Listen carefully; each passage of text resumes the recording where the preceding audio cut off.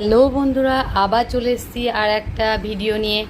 আজকে আমাদের বাড়ির ভোলেনাথকে তোমাদেরকে আবার দর্শন করাবো।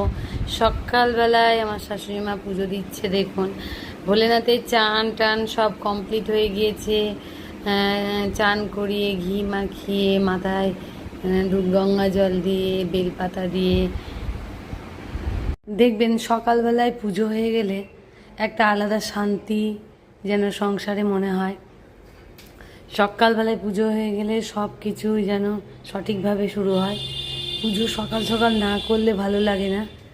তা এই কাজটা আমার শাশুড়ি মা সকালে উঠেই করে, ওই জন্যে আমার এদিকটাকে আর দেখতে হয় না। খুব ভালো সকালবেলার পরিবেশটা লাগে, চারিদিকে ধুনোর গন্ধ, একটা আলাদা অনুভূতি। তা সবাই চেষ্টা করবেন সকাল সকাল পুজোটা দেওয়া।